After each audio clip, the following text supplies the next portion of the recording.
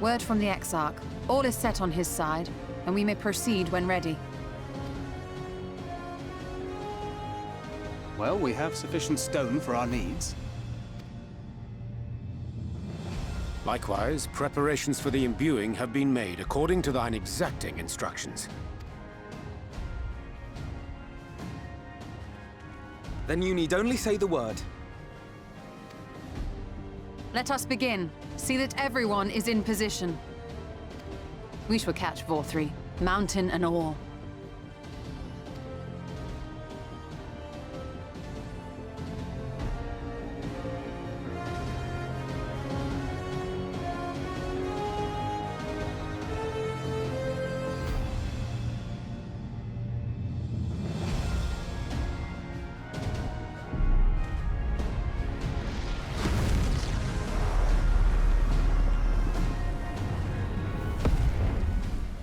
Here it comes!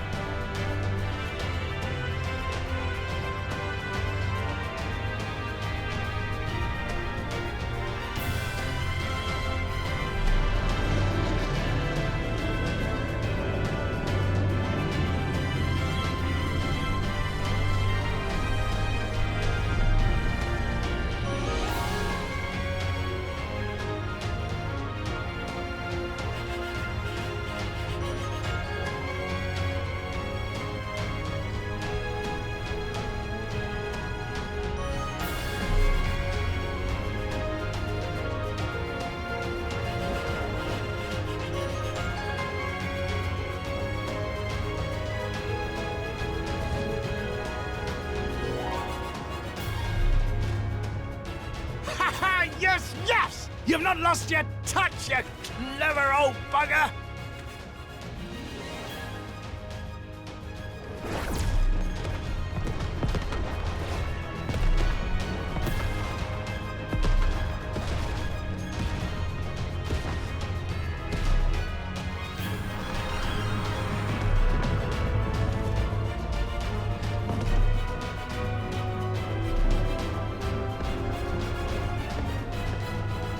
Do you see what they're doing? If its hands are damaged, it won't be able to cling to the mountain. Oh, I knew this was a terrible idea. Vorthri marshals the Eaters to his defense. This was only to be expected. We must try and draw as many of them down to the ground as possible. It may not be enough, but we have no other choice.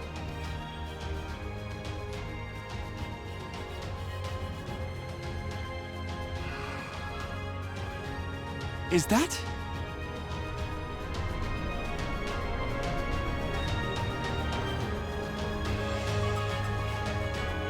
Such a heartless thing our sapling is. Cold and cruel and heartless!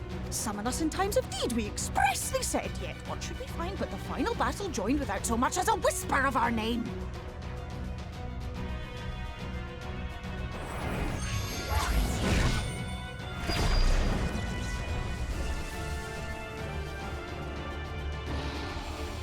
Yes, we may also have said that we Fae folk have no interest in the struggles of men. But if our adorable sapling had come crying to us for help, we would of course have flown to his aid. Of course we would. What are we to do with him?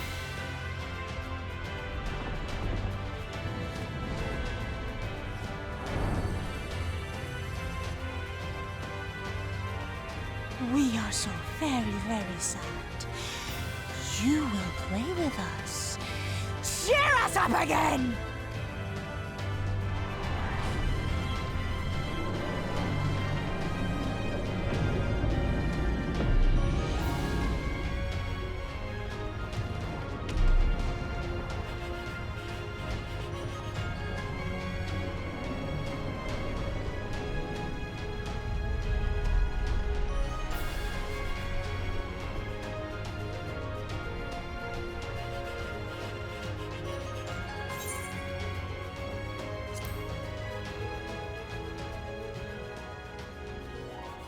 This I did not expect, but I will gladly accept their help.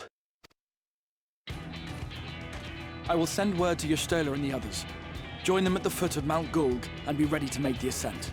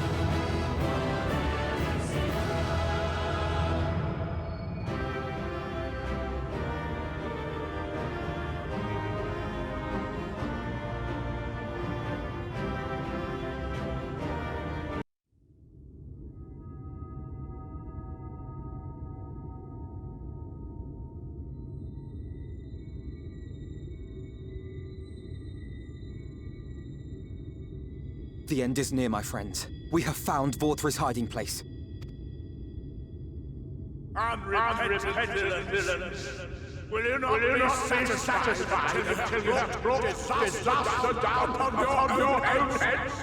By your wickedness, you stand to gain naught but ceaseless conflict. Had you only trusted fate to me, there would have been for all. You could have lived bliss in my eternal paradise, free from the burdens of conscience and purpose.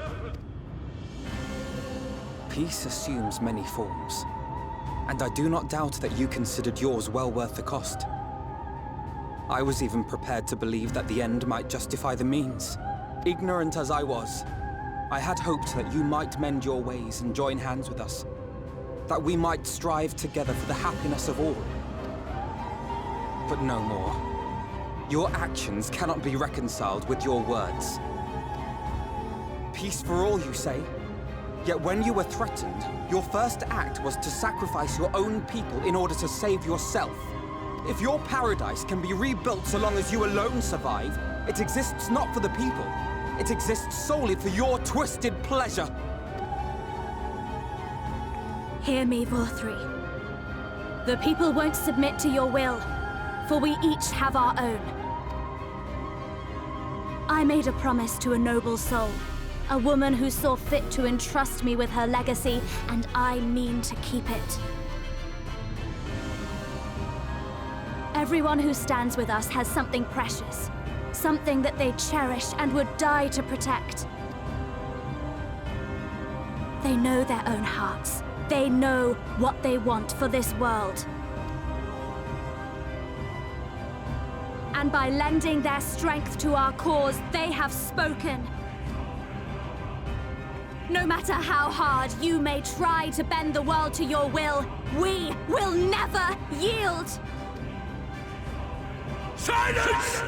Not another word! You presume to lecture me. Insolent worms. You will learn your place. With my true powers awakened, I will expunge you like the filth you are. Your demise will serve as a reminder to all that I am the zenith of mankind and sin eater both, chosen to rule over creation by right of transcendence. My very existence is virtuous. I am perfect, immaculate. He seems disinclined to grant us an audience. Find Vauthry. We will hold the Eaters here. Come! Let's finish this!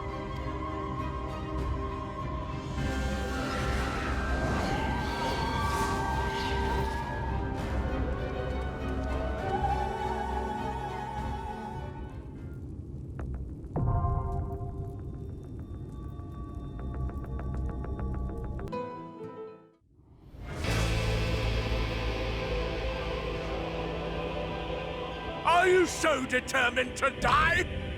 One last chance, villains! Bow down and acknowledge your king!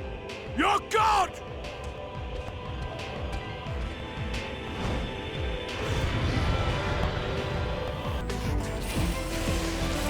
Come! Prepare for judgment!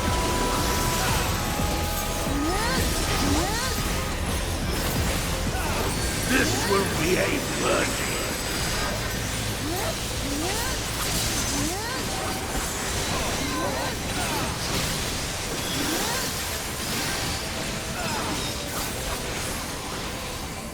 To me, my servants!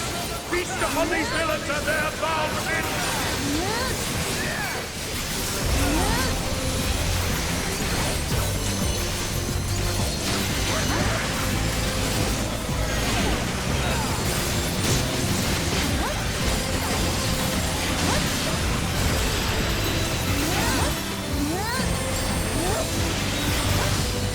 I will crush you!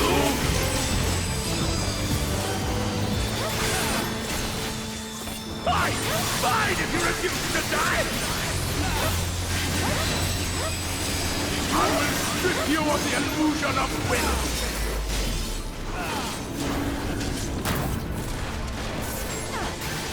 Then you will suffer! Yes! That will be your punishment!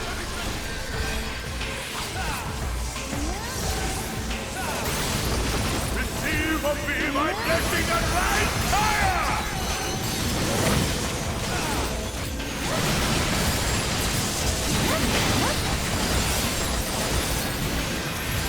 I will crush you! Suffer, suffer, suffer!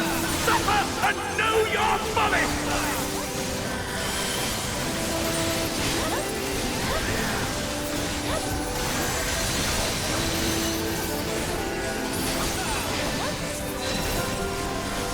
I will strip you of the illusion of will!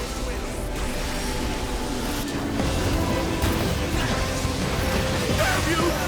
Why do you not fall?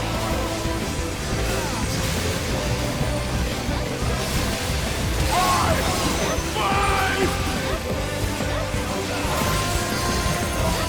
It burns! It burns!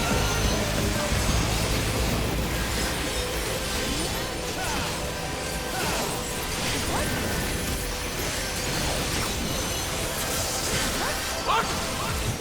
What is this?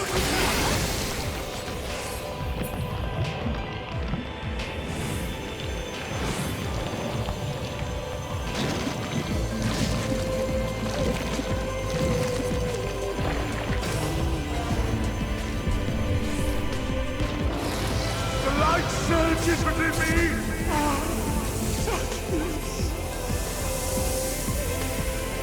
I see now. This is the passion of my ascension. Very well. I shall embrace this trial.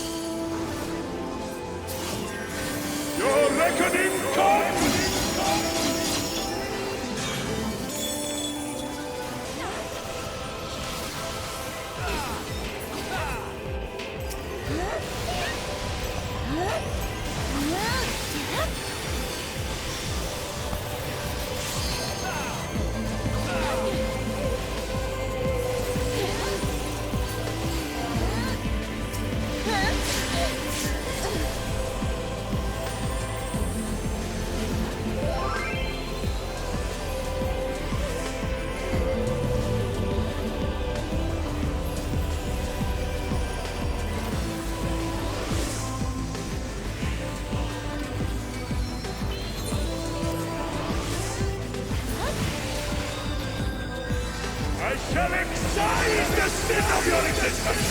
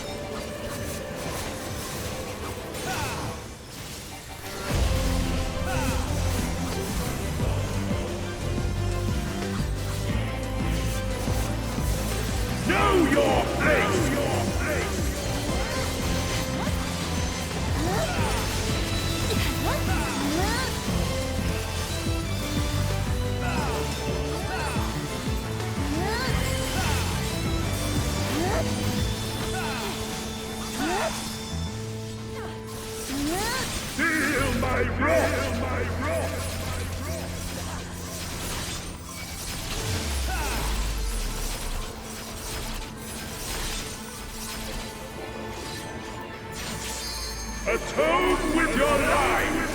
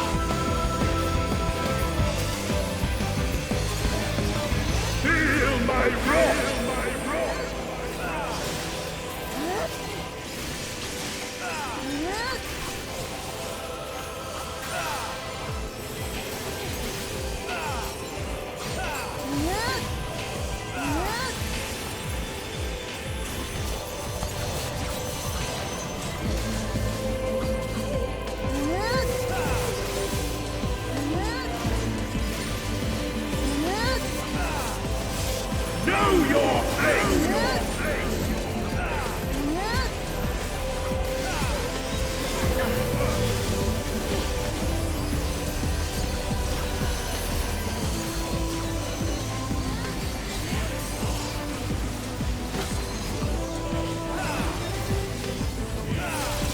Feel my wrath!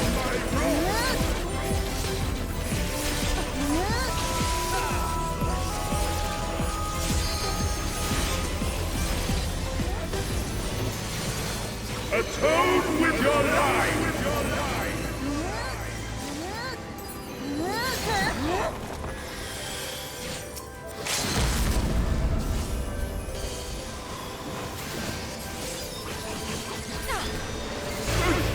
I am all powerful!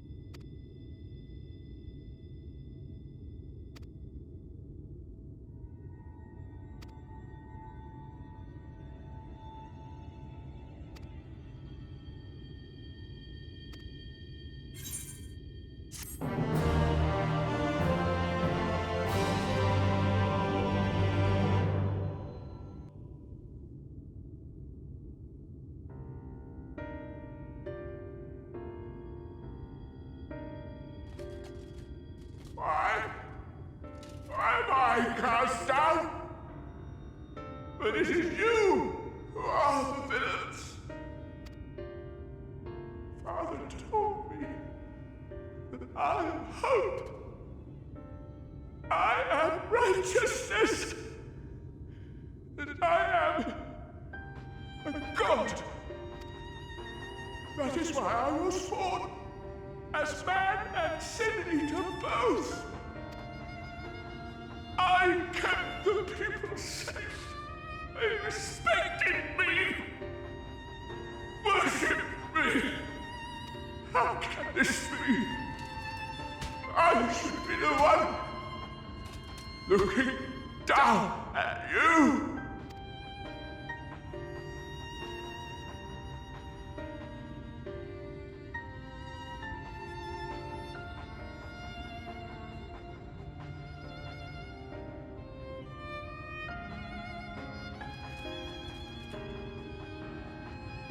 Help me! Damn you! I am your god!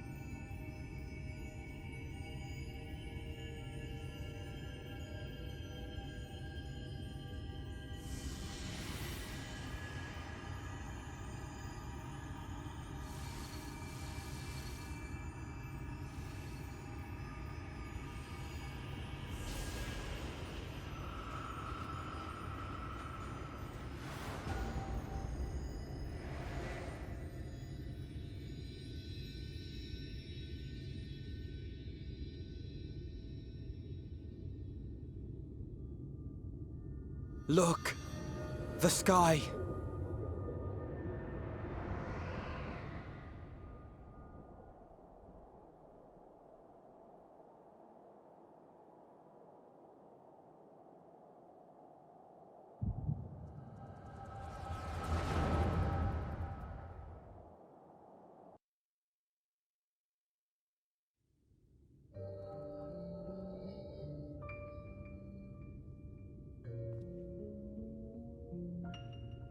Fools!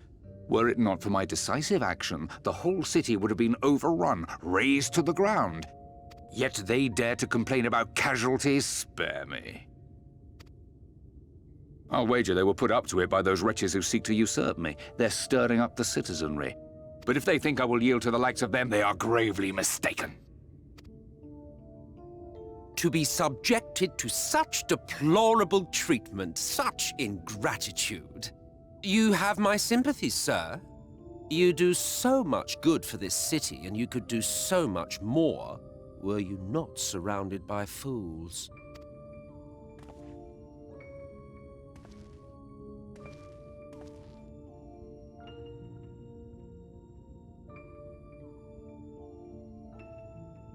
Who are you? You're not supposed to be in here. My apologies for the intrusion, but I come bearing a proposal, one that will ensure the longevity of your reign.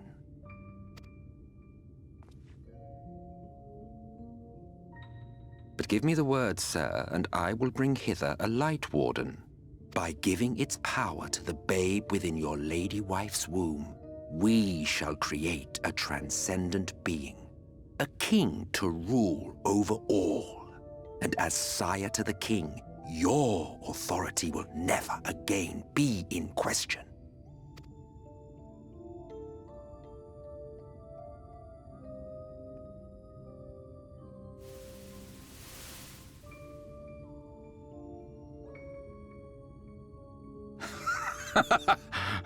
Amazing. Before my Vorthri, they behave as docile pets. With this gift, my line shall be guaranteed power for perpetuity. We shall rule the whole world. By all means, sir.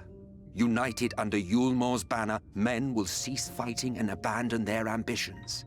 Thus, they will grow fat and complacent, and in their sloth, seal your supremacy.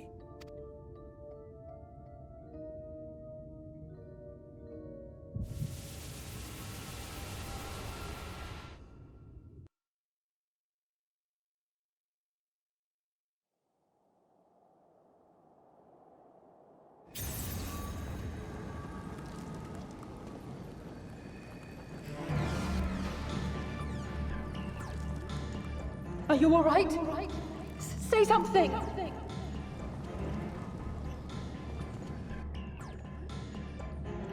"12 for Fend. He cannot contain the light. He's beginning to turn. Urianger, if you've aught up your sleeve, now is the time.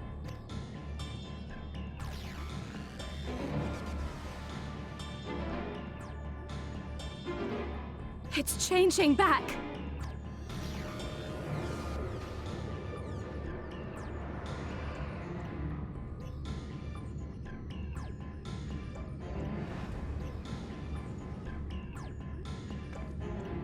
The combined power of every Light Warden is too terrible a burden for any one soul to bear.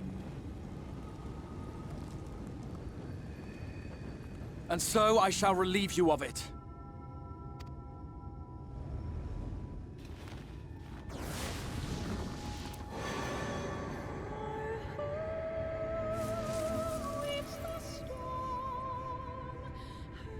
Exarch! What are you doing?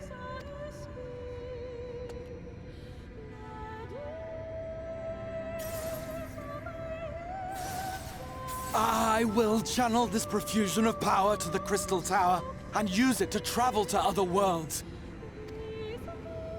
As I have dreamed of doing ever since I first learned of their existence.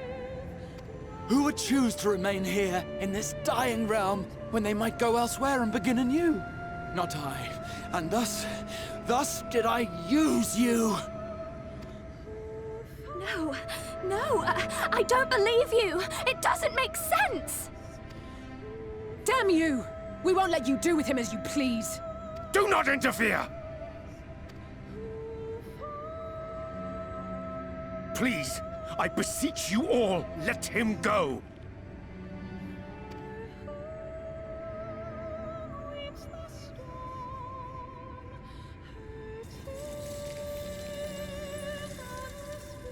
You knew of this, Urianger.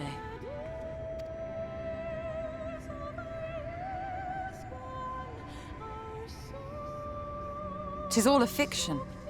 Such vaguely defined acts of teleportation stand no chance of success. The Exarch will never live to see another world, as he knows only too well. Then, what does he mean to do?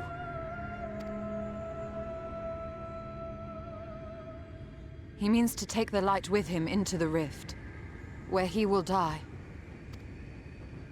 From the beginning, he intended to sacrifice himself to save our friend and Norvrent.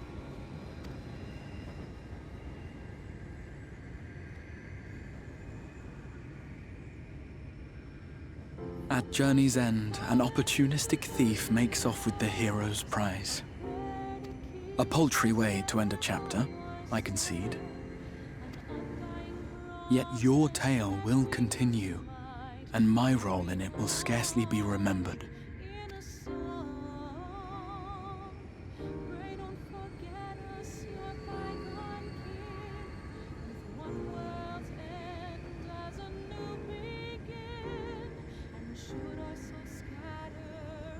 Worry not. Whatever should become of me, I will be happy and free, safe in the knowledge that I have played my part.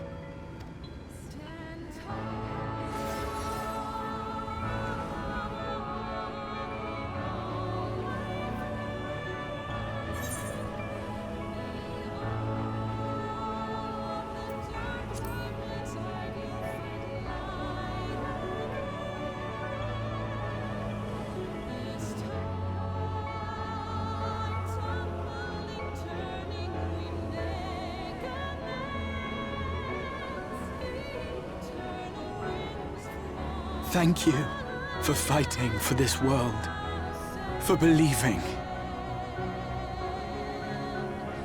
Fare you well, my friend, my inspiration.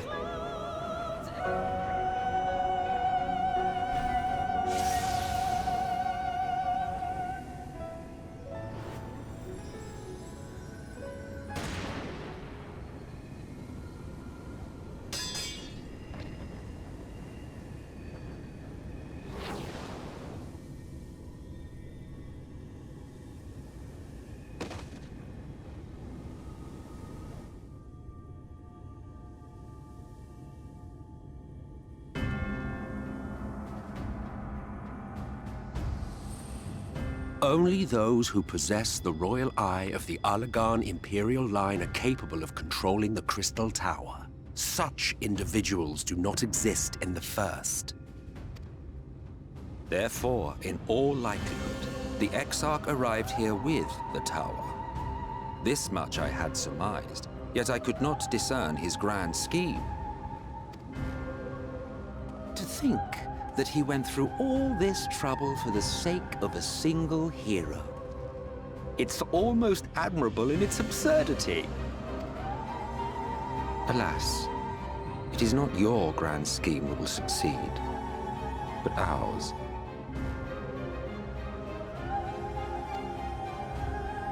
You bastard! Stay put. Your friend is still alive, but whether he remains so depends on you.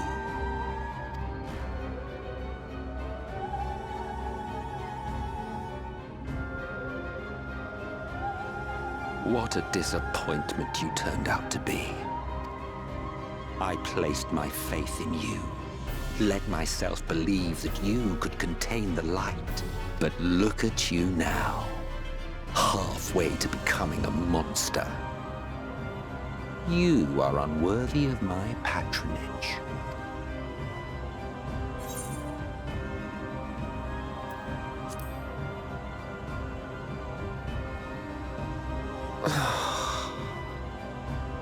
I am an Ascian. My heart's sole desire is to usher in the Great Rejoining. 100 years ago, I entrusted my comrade Logriff with the task of increasing light's sway over this world. This we sought to do by manipulating heroes. When that failed to achieve the desired result, I created Vorthri. But thanks to your meddling, that too has ended in failure. What was your true purpose in approaching us? By your 12, boy, have I not told you before that everything I said was the truth? You were specimens by which I might gauge man's potential as it stands. I genuinely had an interest in you, genuinely considered taking you on as allies. Provided he could contain and control the light. If not, then he, and by extension you, would be of no use to me. 'Twas as simple as that. So, we've been found wanting. How disheartening. But even had we fulfilled your conditions, there was no guarantee that we would cooperate. What then? Then I simply kill you all. At the very least, it would restore the world to the way it was before you went about trouncing Light Wardens willy-nilly. Suffice it to say, it would be most inconvenient to have all that light taken away. And I would be lying if I were to claim his actions didn't have me worried.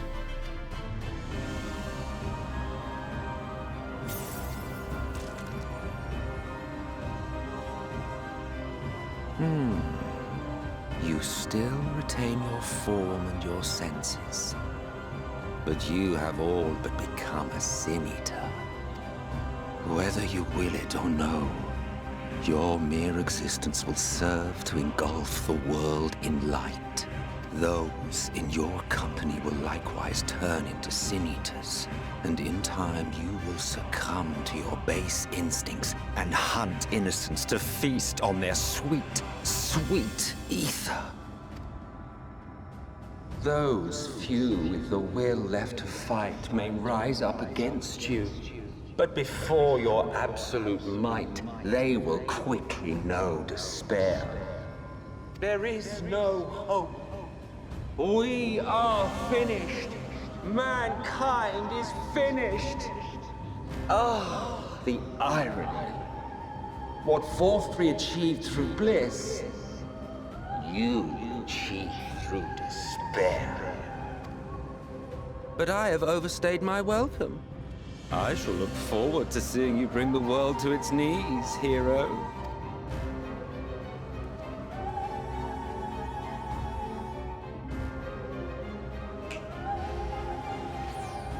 Exarch! I have naught to show for all the time and effort I invested in you. He is a small token for my troubles. I did not expect that I could learn aught from man, but I may yet learn something from all the knowledge he had hoarded for his precious hero.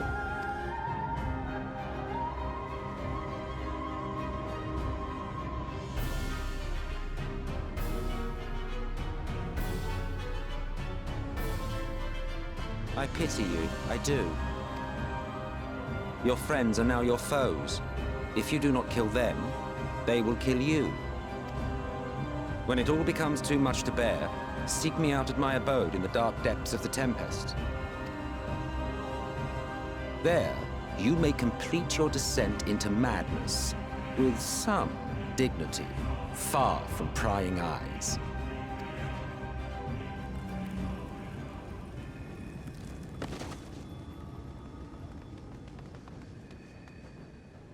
Till then, I bid you farewell, Eater.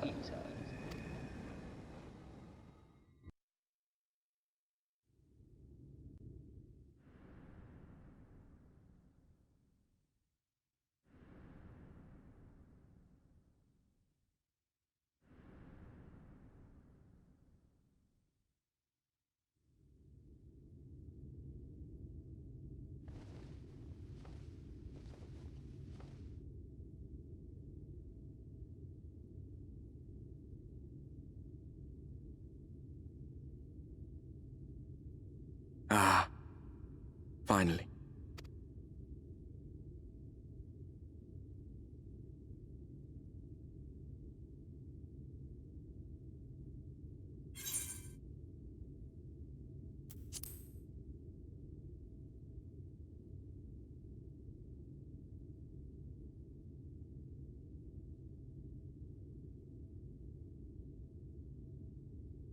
After you collapsed, emet-selch vanished. Then Reen did what she could to stay the raging of the light within your body. Thanks to her, you're still you. But she's only delayed the inevitable.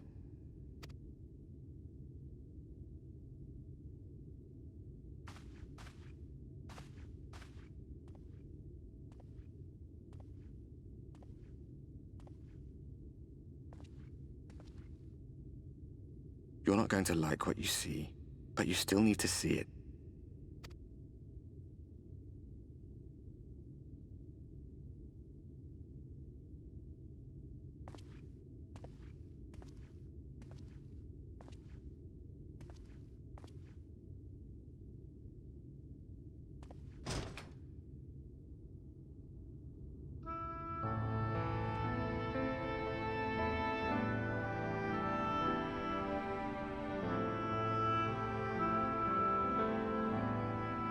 It's like this all over. The whole of Norvrat is shrouded in light again. And it's because of you, and the power you absorb from the Wardens.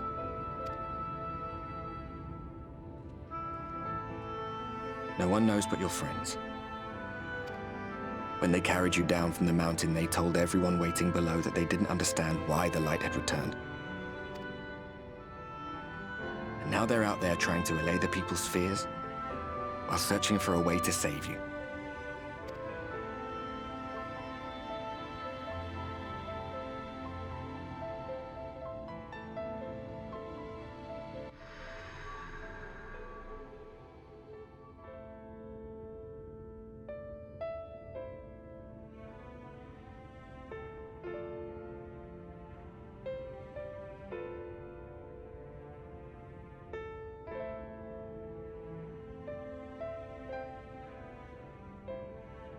If you're well enough to be up, you're well enough to get some fresh air.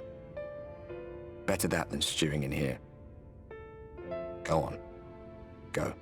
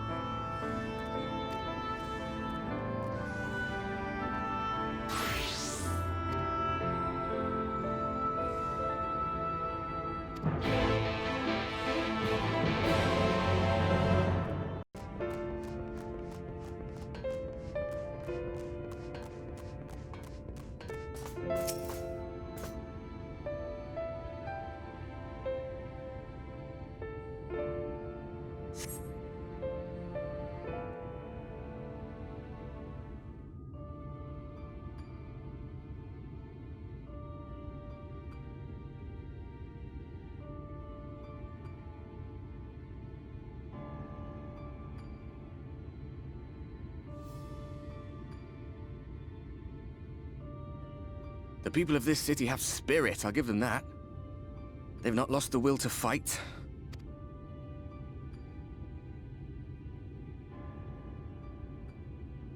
I can imagine how torn you must feel, looking at that sky, knowing what it means to everyone, and that you're responsible.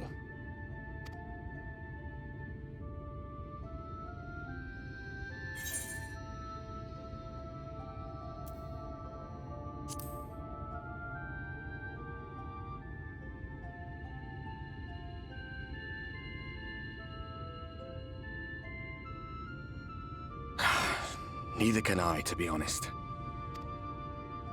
But you heard what the Ascian said. The light you shine will warp the world around you, whether you like it or not. Even your Stoller and Reen had to concede that point.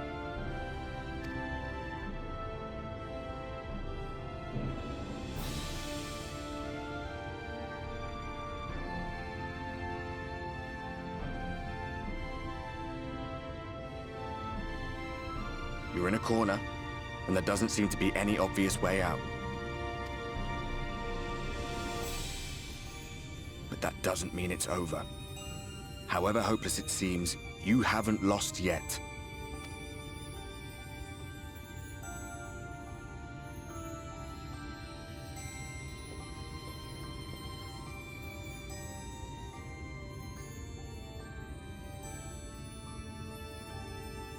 I remember looking up at the sky like this before. Being caught up in a strange kind of calm. It was after we realized we were responsible for the flood. When we resolved to journey to the source by taking our own lives. One last sacrifice. One last fight. One last failure. And then the Oracle appeared and, well, you know the rest. There were times in the years and decades that followed when I wondered if we might not have been better off just letting the rejoining happen.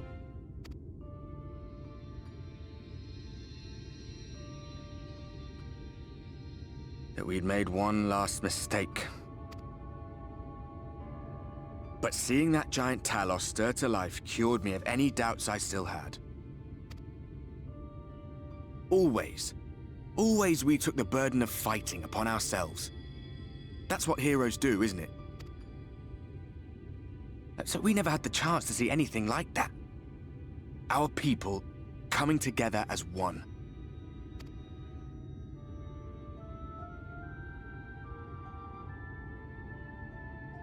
To think that their hope still burned so bright. That they were still so eager to live, they would lift up their fellows, one on top of the other, till they reached the sky. No. We made the right decision. And I can finally feel proud of the part we played in helping this world survive.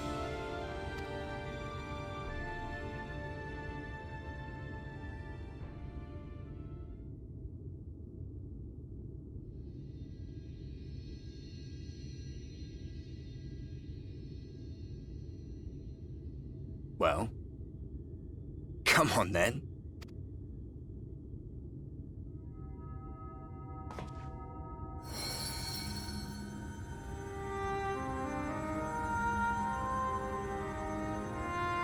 As I thought, what happened between us was no coincidence.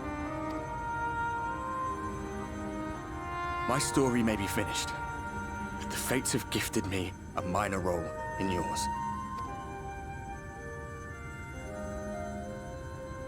I suspected as much the moment I realized you could hear me. But it's hard not to doubt yourself when you're the man who caused the flood. I was afraid to do anything more than watch for fear of making things even worse. But no longer. After all, the path I once walked is now yours to finish.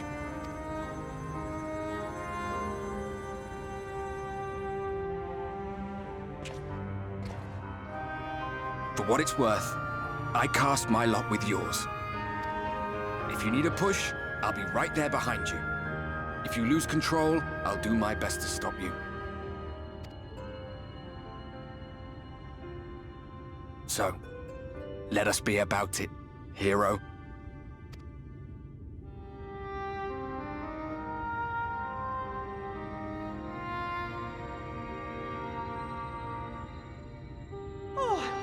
Worried you were up here all alone, brooding and fretting and wallowing in your woes. But look at you, grinning at nothing like a pollen-drunk pixie.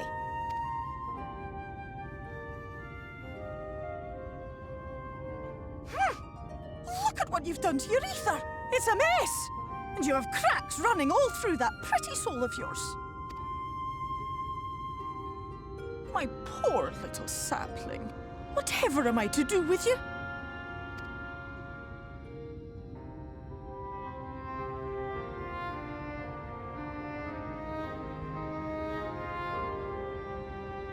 Shall I yield up my throne? You could claim it, cut ties with the mortal world, hide away in the castle.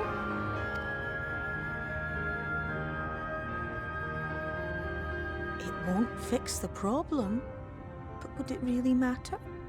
If any pesky heroes come calling with steel and magic, all of Meg will rise up in your defense. My crown and scepter are yours, if you want them.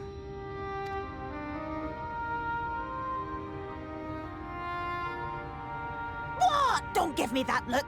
Of course I knew before I asked that you'd never ever heed such a wicked suggestion. And besides, what would become of my precious and ephemeral flower?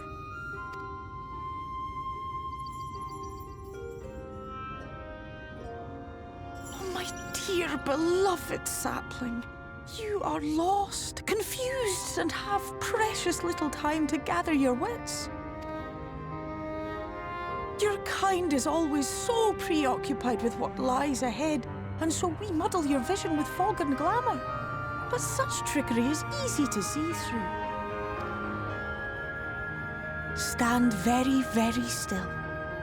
Think not of where you need to go, but where you are right now at this moment, at this time, in this place.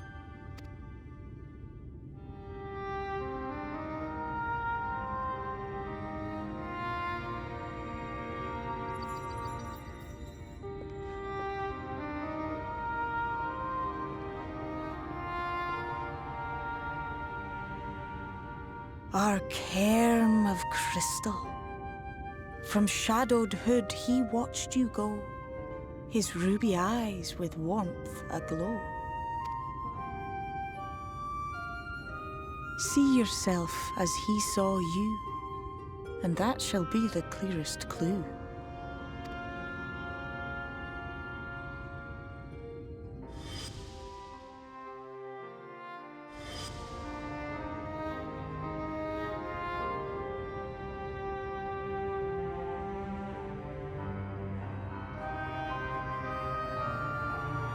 You stand in his garden, dear sapling. Ask his flowers what they know, and you will surely find an answer. But what will you do with it, I wonder? Well, I'll be watching and waiting. Waiting and watching.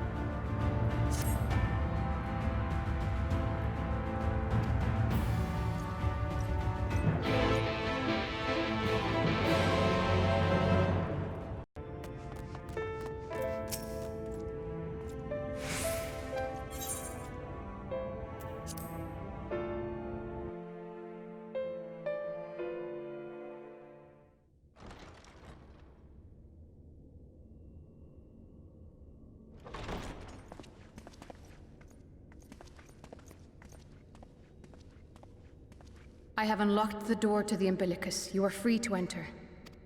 Once you have what you require, I'll see it sealed once more. Until then, I will remain without.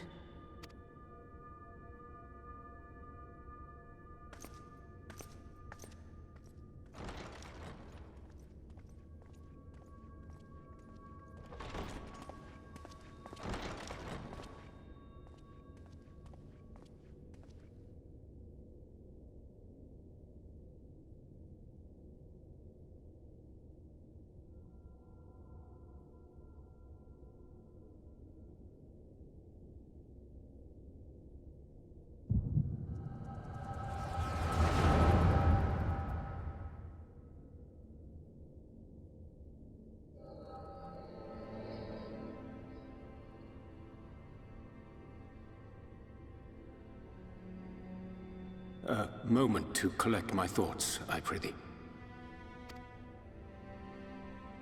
Thy true name is Grahatir, then? By thy claims, thou too art a native of the Source, though from an age beyond our own, when the 8th umbral calamity hath visited devastation upon our star. Thou hast, by subtle means, reached across the boundaries of time and space to unsow the seeds of catastrophe, ere its creeping vines drag our champion unto an early grave. In essence, yes. A difficult story to swallow, I am sure.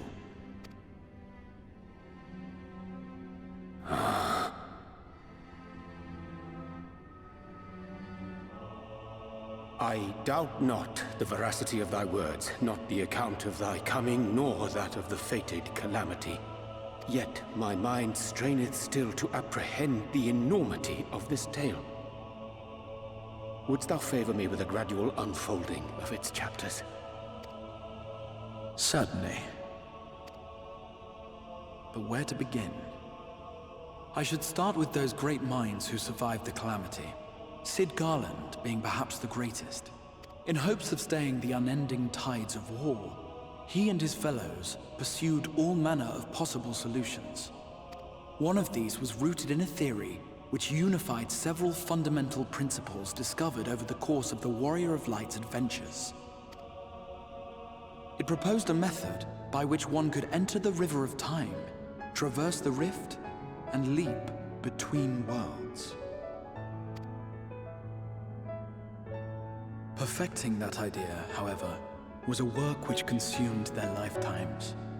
And thus was it left to future generations to decide whether theory would be put into practice. But all the while, the world continued to burn.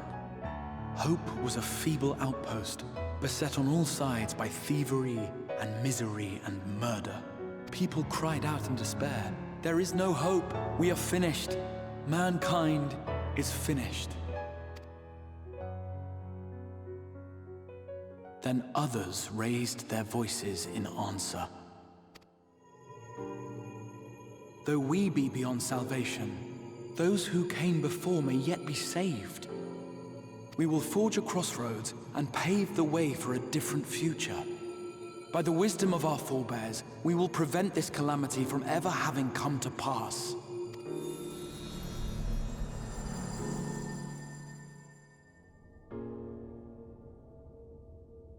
The fighting went on unabated, but some few took up Sid's research and labored to realize those impossible ideas.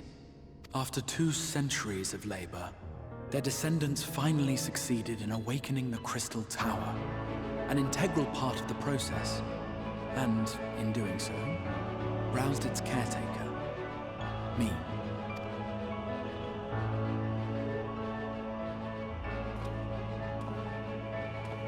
By this stage, scholars had largely established the phenomena underpinning the rejoining, and identified the first as the shard which precipitated the 8th Umbral Calamity.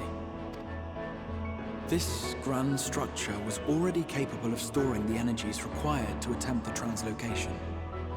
All that remained was to augment some few of its functions based upon the theoretical models of Sid and his compeers. And by means of such technologies didst thou effect thine arrival in the first, to an age before this star had joined with the Source.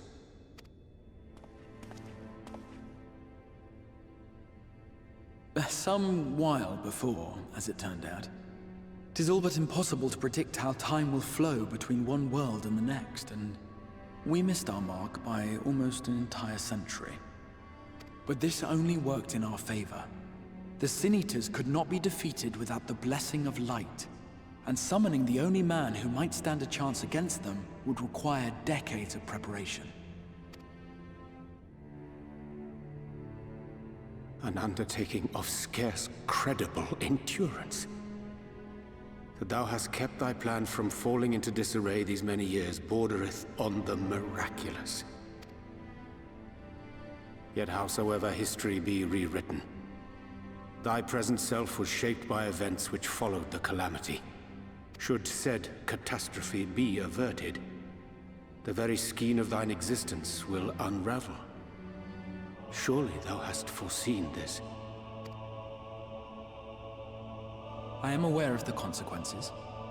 'Tis for that very reason Sid and his colleagues bequeathed their legacy as an offering, and not an edict. To give all of oneself for the happiness of others, and with no promise of reward. 'Tis a hard thing to ask.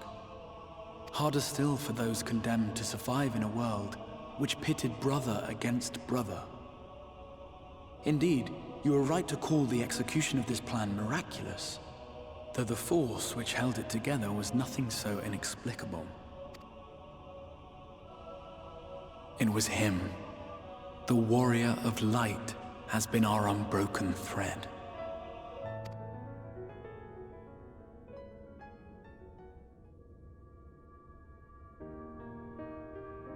Where others would stumble and fall, he would rise above.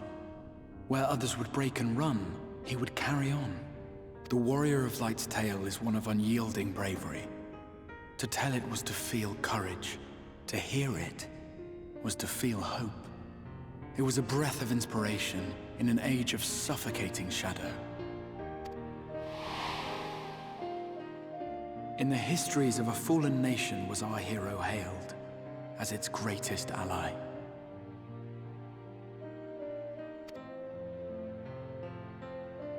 In the time-worn pages of a noble's memoirs were his deeds joyously retold. For many, these stories were the flame which warmed them through the coldest of nights.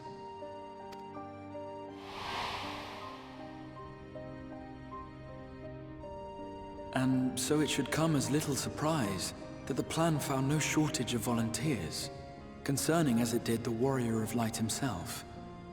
It was their chance to add their own verse to the hero's saga. He was the lodestar that brought them all together, to send their final message back through time and space to him.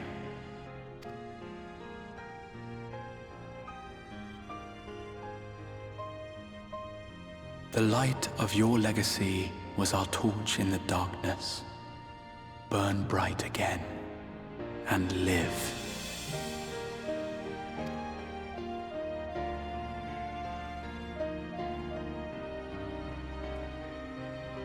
I am merely the bearer of that wish, come to ensure it is safely delivered.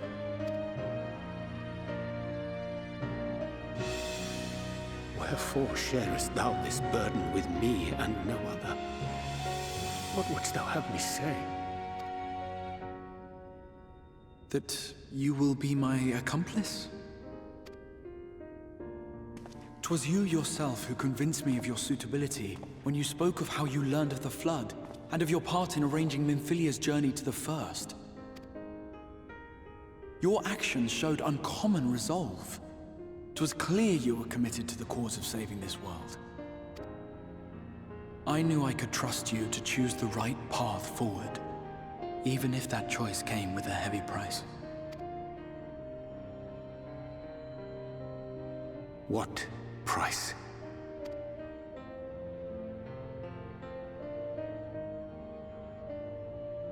When all is said and done, and the last of the Light Wardens lies slain, I will absorb their corrupted ether, and then I will die.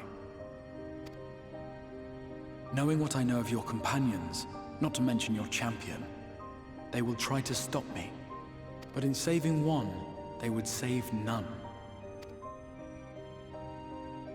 Therefore, I implore you to aid me in concealing my identity, and ensuring this tale ends as it must. To this end, I would have you take what I have told you of the Calamity, and make of it a portent. A prophetic vision you beheld in the swirling chaos of the Rift.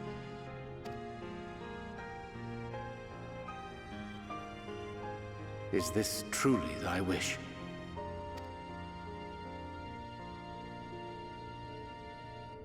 History remembered the Warrior of Light, as I knew it would. And I will suffer no other to rescue the champion whose star has charted my course.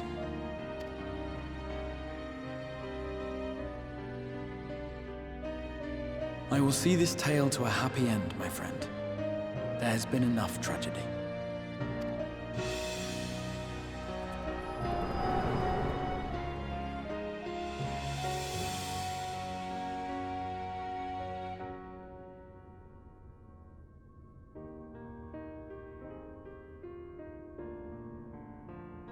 Careful now. If you lose control again, the light could claim you for good. Although it's probably only a matter of time before you succumb to the change in any case.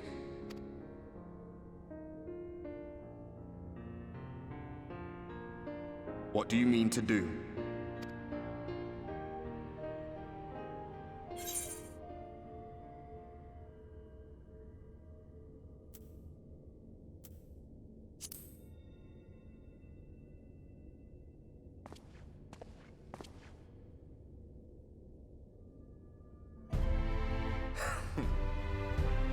We should be on our way. Dacian mentioned the Tempest, did he not? That's the stormy seas around Calusia to you. His lair must be down there somewhere, hidden beneath the waves.